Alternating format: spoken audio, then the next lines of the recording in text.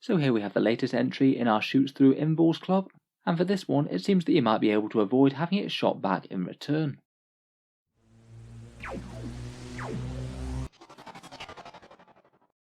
Hello and welcome back to Warspets Tactics, where today we're talking about the Fire Prism. Games Workshop have recently just previewed a very devastating looking linked fire stratagem for this guy, so I thought we'd combine it with an existing leaked datasheet and theorise as to just how much spectacular damage this thing can do.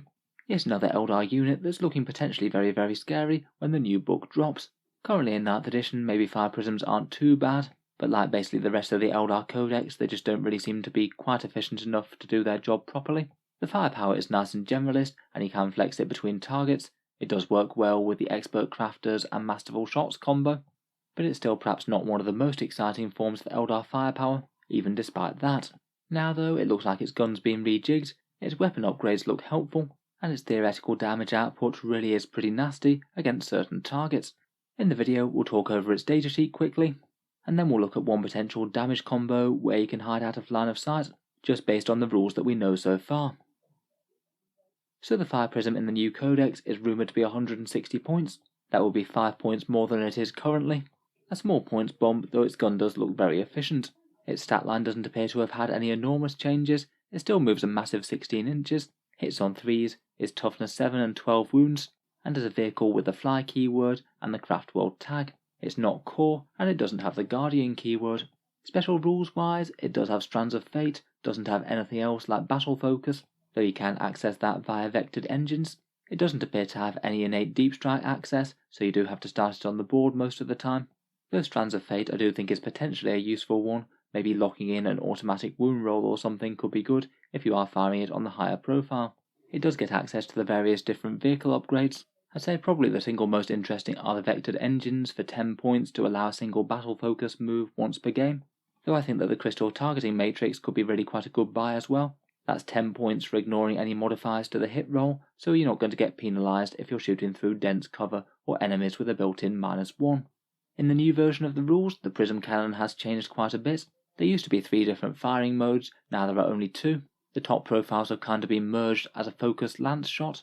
That goes up to the massive strength of 14, remains at AP -5, and is now 3d3 damage rather than damage d6. Big upgrades there. It'll be wounding toughness 7 vehicles on 2s, and its average damage went up from 3.5 to 6, so it's almost doubled. It does have 2 shots as well rather than 1, but that's basically to make up for the pulse laser discharge rule. You now no longer get double shots if you're moving slowly. So to be honest, that is a bit of a speed booster for the Fire Prism as well. It means that you can be zooming around the board at breakneck speed at 16-inch movement, and between that and fly, you're going to have great choices of where you can position this thing. The dispersed shot is now maybe somewhere between the regular dispersed one now and focused. Again at 60-inch range, this one's 3d3 shots at strength 6, AP -2 and damage 2.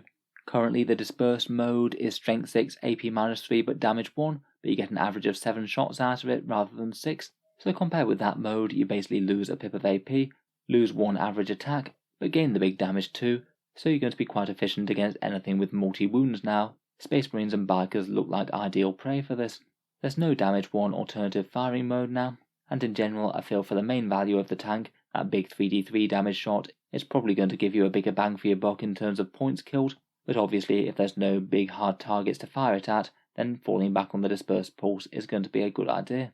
Overall, compared with previously, it's going to have better movement, the anti-tank is way stronger, but some of the buffs to the Fire Prism do look like they might be going away. From some leaks rules for Guide and Doom, it appeared that they only affect core or character units now, so not things like massive guns, so big Eldar gun batteries aren't going to have quite as much synergy with things like Farseers now. From the craft world traits that we've seen, I feel like it's going to have the best synergy with things like Bealtan or Ulthway. Getting that single shot to reroll 1 hit or wound is really nice, particularly when it's on such a massive profile like this. Perhaps the single scariest thing about it though is this linked fire stratagem. Previously this was a 1 CP one, and it allowed your Fire Prisms to be incredibly reliable, focusing their fire down on 1 target for rerolling all hits and wounds. Now the stratagem costs 2 CP, and the Fire Prisms have to be somewhat close to each other within 12 inches. You use it when you want to use the focused lance profile, and it basically means that that lance profile cuts straight through invul saves. Seeing as you're already AP -5, just about nothing in the game is going to get a save against it. It certainly costs a bit more investment than things like the Tau Railgun, but just being able to pick up that buff for a couple of CPs seems really nice. Seems like it's going to be another thing to really be the bane of things with good invuls, say Custodes, Telemon, Dreadnoughts, Imperial Knights, perhaps Bellicor, and other things besides. It does mean as well, once you're committed to that 2 CP, any failed wound rolls do look like they could be a really good target for any further command rerolls as well. You're really going to convert an attack into more damage than with this linked fire stratagem. Putting it all together, here's just one idea of one combo you could do with Fire Prisms if you wanted to.